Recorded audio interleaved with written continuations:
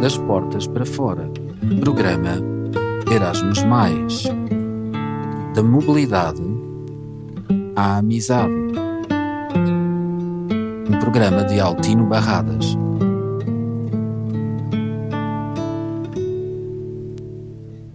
In my experience of international contacts, I knew and I met a lot of people. With all of them, I took something for me. With some of them, I learn more. With some of them, I don't learn so much.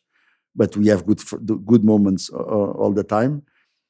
And now I want to talk specifically about a project that took place 3 weeks ago, I think, in Poland, in Krasnystaw, that organized by our great friends from France, Europe Berry-Touraine, and other organizations from Europe. And we met in Krasnystaw to do a very good project about the values of Europe and the Sustainable Development Goals. It was in the program the main two topics. During that project, we did a visit to a Nazi concentration camp, Majdanek, close to Lublin, in Poland. And during the visit, or in the end of the visit, one of the Polish participants told us a story about his grandfather.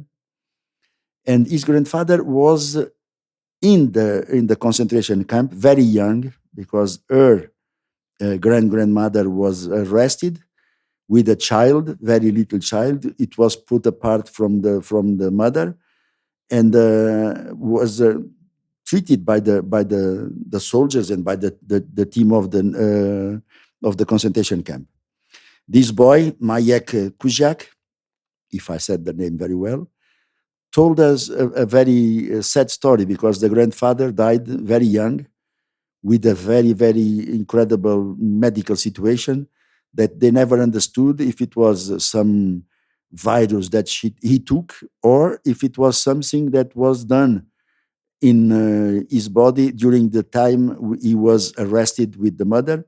But as I said separated, because her mother was not with the son, even if he was less than 1 year of age.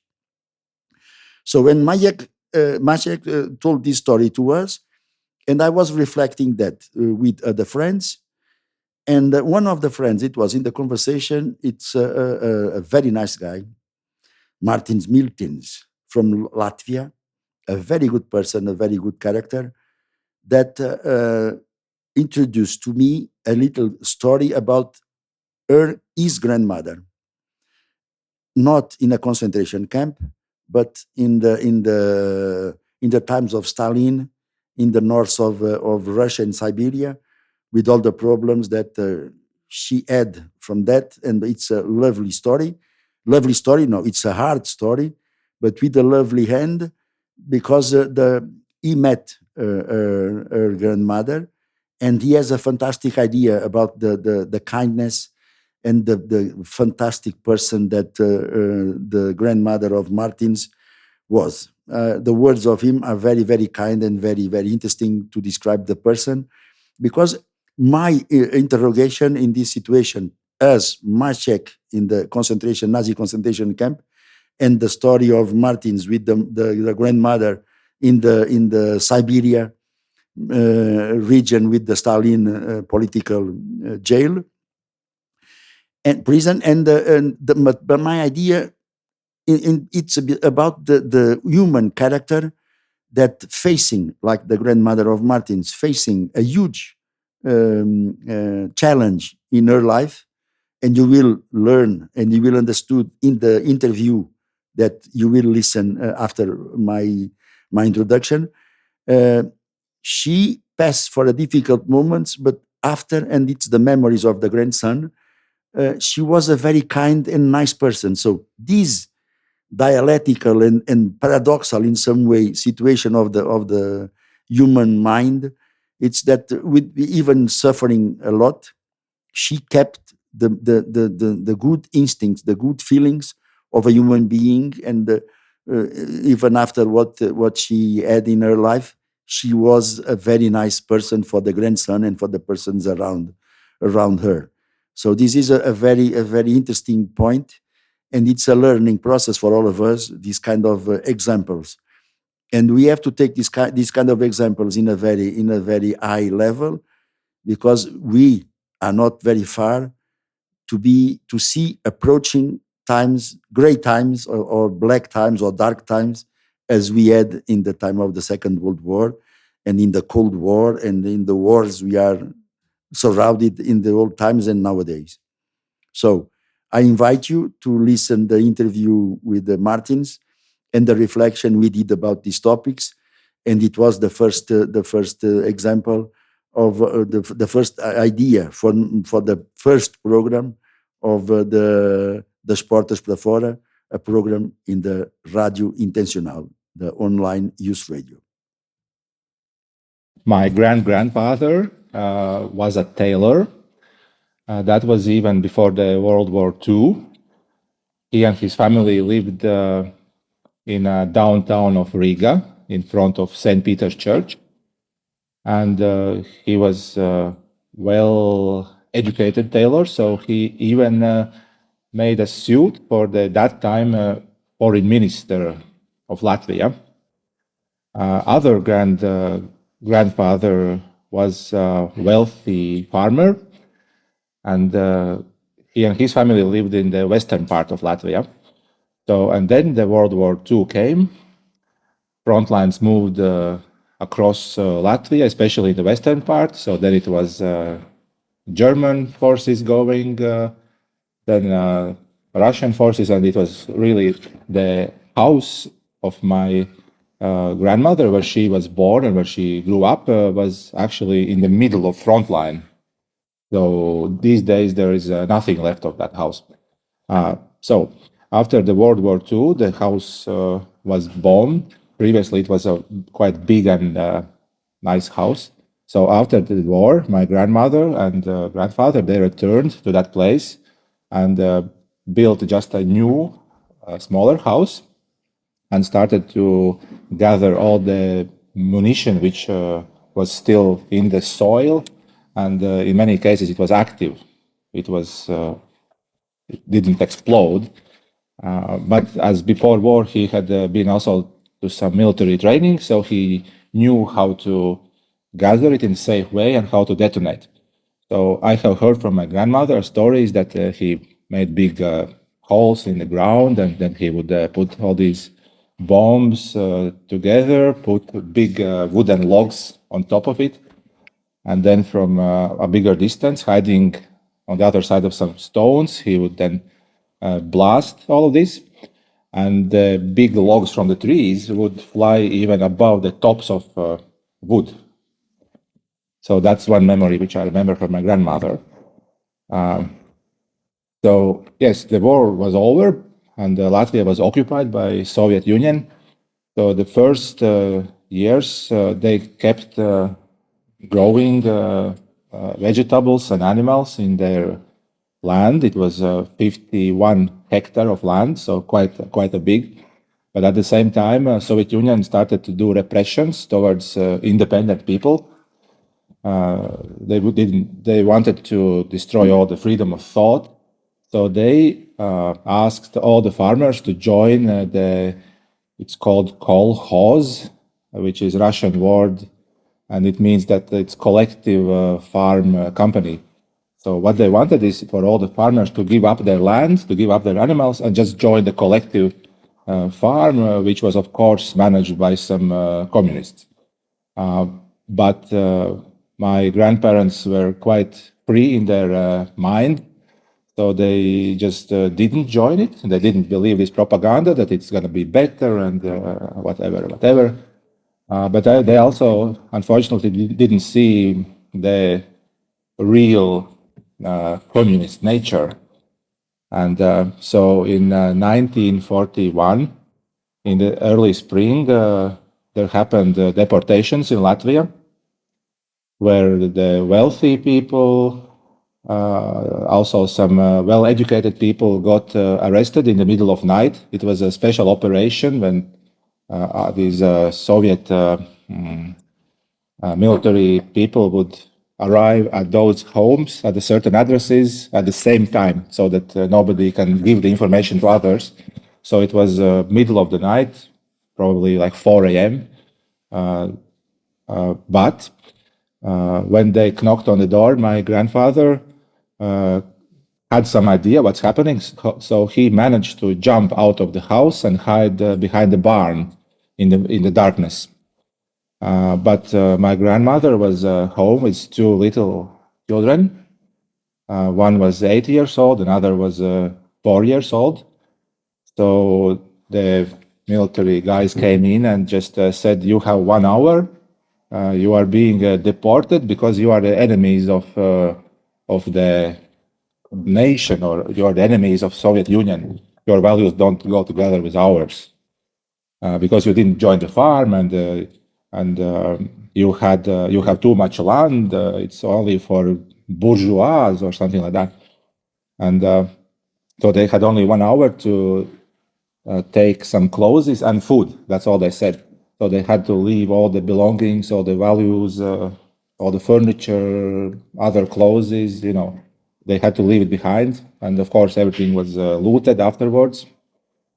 And then my grandmother with two little kids in a March when temperatures are minus degrees in the night, she was just put into the train wagon, which is meant for transporting live animals. So without any seats, without windows, just some wood where the wind would go through. And then they were on the road for many, many days. They went to Siberia, across the Ural Mountains, and to the Omsk city. As she said, some people died on the road, and she actually saw a chance to run away because there were some holes in the security. Because when they stopped for like a toilet, then the woman would go to one side of the train. It was really a long train with tens and thousands of wagons, and the men to the other side, and the guards would stand on the side where the men are with the guns loaded. So she said once it was in the middle of woods, so she would be able to run, but she had two little kids, so it was not possible. So they arrived in Siberia. There were not enough homes for people to stay, no materials, like very, very poor people everywhere. So they needed somewhere to live. So the only thing what Latvians could do was to gather the cow shit and use it as a clay for building little houses. So that's the beginning. And so she was like, just a mother alone with two little kids. She had to work without any salary, basically like a slave, and they would give only a little piece of bread every day, and so it was actually a hunger for them. So what she did, she used some maybe theatrical method or something. There was a guard in summer in the watermelon field with a gun, and he was like a local guy, but she noticed that he's a little bit something wrong with his mind, like mentally ill a little bit. So she played to him and the answer to his question, will she marry him? And she said, yes, yes, we will marry in the future. So he would let her to go into the watermelon field and at least take some watermelon to bring home for the kids. So that's how she got creative to survive.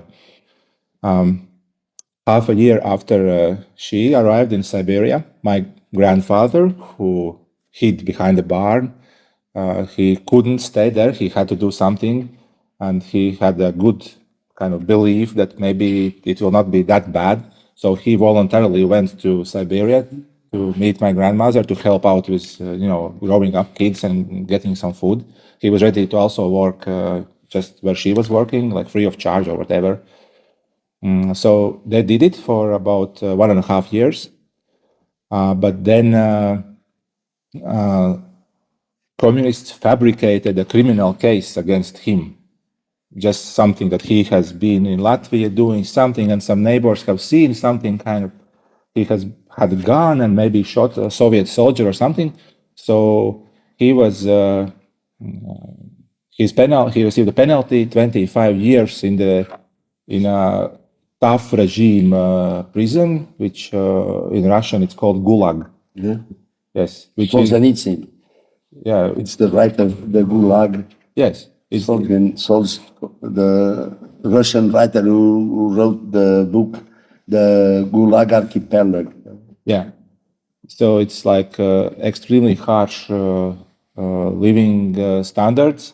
So he was sent to the very, very north of Soviet Union, to Vorkuta city, which is behind the polar circle, where the soil is always frozen, even in the summer. And he lived basically like in a concentration camp, only that they didn't gas the people to die. They just tried to, work them, heavy work, all sorts of work, also digging coal in the frozen land without any health protection, respiratory protection. But my grandmother, again, she got creative because they had to go to some prosecutor's office. So, and she had a little baby because when he arrived, She was pregnant. in that time she was pregnant, and then the baby was born. So when they went to this interrogation, she kind of made, like I don't know how to say in English, but bite with nails in the baby's body, so that the baby would start to cry. And the interrogation couldn't just move forward. The interrogators like, I don't hear you, I don't hear you. And so by doing this, after 2 years in this gulag camp, my grandfather was released from that only after 2 years out of 25. And then he also went back to this Omsk city, and they lived there. The living standard was going up like little bit better, because Stalin was dead at one point, and so all these repressions became a bit lighter. So all in all, they spent in Siberia 8 years, basically arrested without any document, and they couldn't go back to Latvia. They had to be there. But then at 1957, then Latvian people got kind of released and they could return. So then she returned back to Latvia. The land was, of course, confiscated and belonged to the Soviet Union. There was no house anymore. So then yes, she just had to find through some relatives, friends. Then they found a very little apartment with one room and one little kitchen. 3 kids. And then I already had 3 kids, yes. And then soon after, also my mother was born. And then at one point I was born, and that's the place where I went, in this little apartment. For summers, I went to stay with my grandmother. And then she told these stories in the evenings for me and my cousins when we were falling asleep. And she told stories. But the interesting thing is that I never felt any hate, or she was never angry when telling these stories. It sounded, her voice was like she was telling just a fairy tale to the kids about herself. And I can also say that in her life, every day, she was like the kindest person I can imagine. And she was full with love, and tried to have a good relationship with other people. And yes, she was giving so much to others, and smiling. She had the smile on her Martin, face. the first time I spoke with you, and you start with your story, and I keep that fantastic image. A lady with 2 kids alone in Siberia, Yeah. doing a little house with the sheet of the cows Yes. to preserve the temperature for the kids, for her to resist. After suffering 7 years or 8 years in Siberia, without the husband, then with the husband suffering together, came out from that situation and keep an emotional standard in a good way. because I remember when you talked to me, I said, my grandmother was always a kind person. Yes. And what I want to ask you in your human dimension, it's how you saw her in that thing, and what you think. I'm not asking as a psychologist or psychiatrist, Yeah. but how you think a human being like your grandmother kept a self-respect and a kindness and an empathy for the human being after suffering so much from other human beings like her. Yeah, actually, I have never thought about that. I just took it as it was, that she was this person, and I never thought that about these psychological things. Maybe one thing is that when she was a little girl, she lived in a good, wealthy family, and probably some basic values were put into her, which she kept all the time. Believing in the good and understanding that these bad times are not forever. She always believed that the Soviet times will be over and the Latvia will be free, and that happened in her lifetime. And she spent also many years in free Latvia. Oh, it's good. Yes. And yeah, she always kept the Latvian culture, Latvian values, which are not about aggression or something like that, which are those are European values. And And you have the memory of Yeah. your grandmother as a nice and kind person. Nice and kind, and I can tell that she had really a lot of values. She was a value person, and she also taught those values to her children, also including me. So yes, that's where I have many of those values as well. And you, living in Latvia, being the grandson of this fantastic person, Yeah. how do you feel nowadays the instability of the political, social situation in Europe and in the borders with so much wars? You are so close to a war. You are so close to a very challenging and demanding situations. How do you feel in these kind of times? I can say I'm also a value person. I I have know lots of that. values. Thank you. Well, what I did this spring, I applied for the voluntary military service, which is coming. It will be in July. So now when I go back from Poland to Latvia, I will do the medical exams, and then it will be a 3-week training course. Just in case, I want to know what to do, how to do, to have this feeling that I can do at least something, not just be afraid and without any control. But are you worried about something? A little bit maybe, but at the same time, somehow I have also big inner peace inside, or stability. I think this experience of my grandparents has empowering energy. I know that they were the ones who actually survived through. Unfortunately, many other people didn't survive. So maybe it was something to do about the values in the family.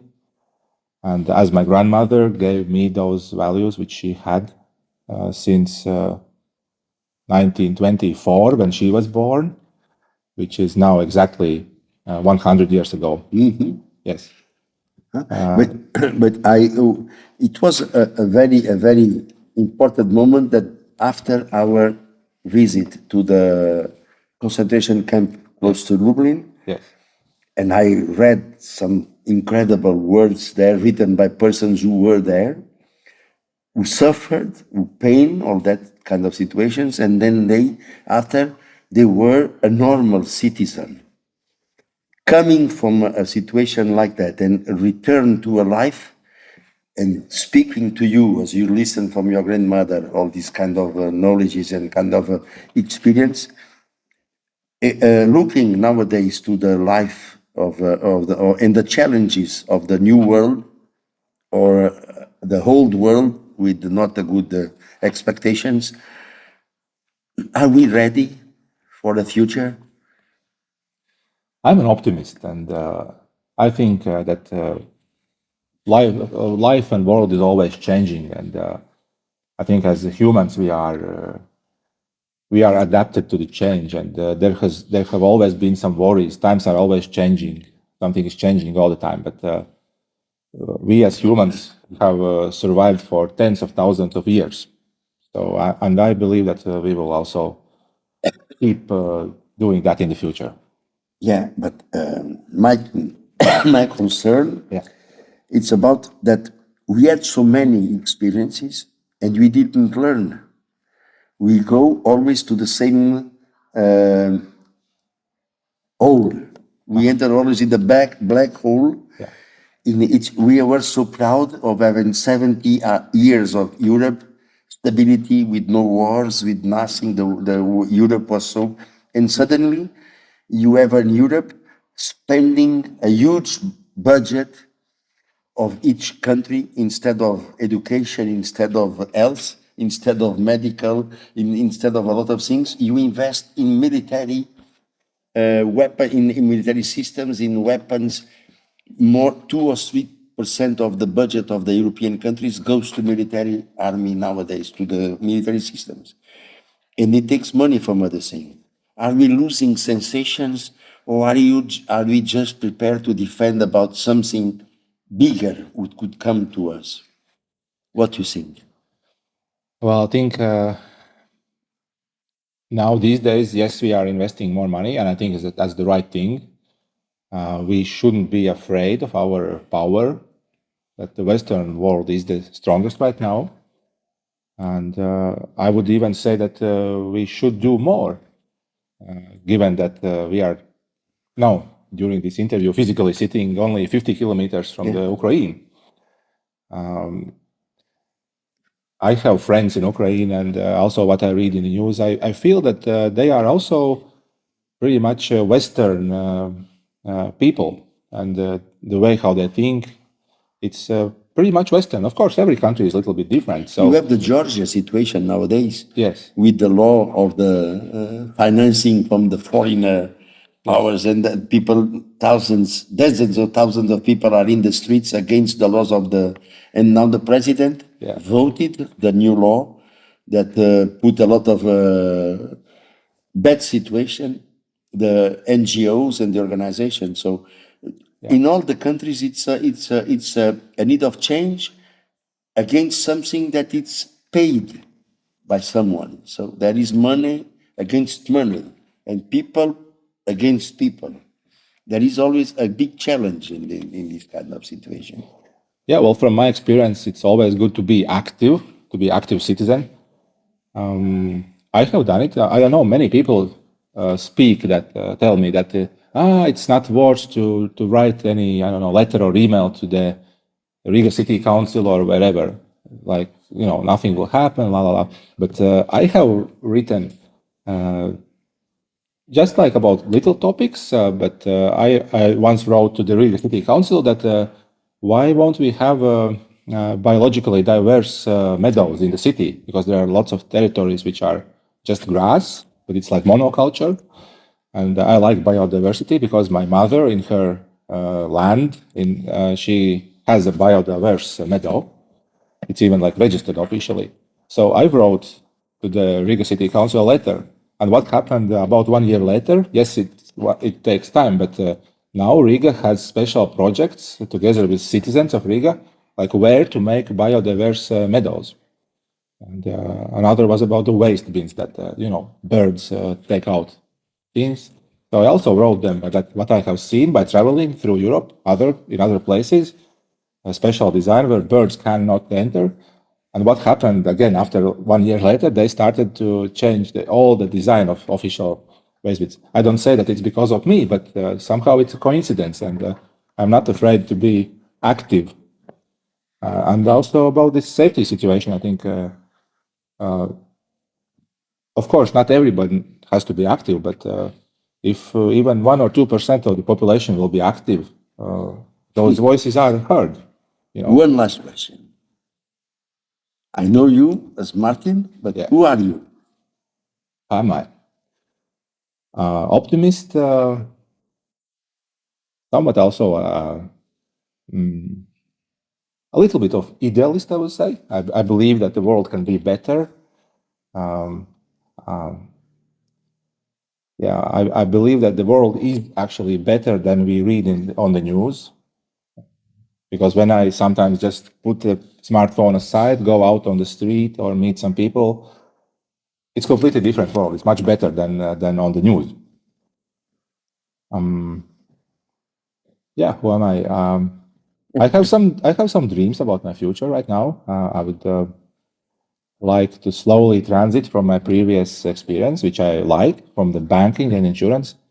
I would That you like quit? to. Yes, I quit just basically a few weeks ago because I followed my inner voice, which told me already for I don't know 2 or 3 years that it's enough with doing that, and I don't feel that those are my people, those who are totally oriented only on the money, on the profits, and so I have become more of a value person, and also I have been to already several Erasmus Plus programs, and together with the young people, and I have noticed that I feel very, very comfortable in that. And I want to also, put some good values into young people by showing, also with my example. Another idea is that in this land, which my mother has finally got back, which was confiscated by the Soviets, so now she has got it back. It was split in 3 parts because of other relatives, but it's still 17 hectares of land, which is currently not really used. It's just rented out for some farming company. But I feel somehow urge in the recent months. I don't know why. Just an idea came in my mind. I suddenly remembered about the land. I haven't seen it yet, but my plan is to go there this spring, this summer, to see it. And I already have some ideas from many, many years ago about having some, like a little recreation center or with a live fireplace, and where people would come, and I could do them a coaching session and mentoring like that. And then outside from the windows, I could see growing some high value biological, culture. So that's my dream for at this moment. Martin, thank you very much. Yes. We will see. Thank you. We will see soon, and thank you for your words. Thank you.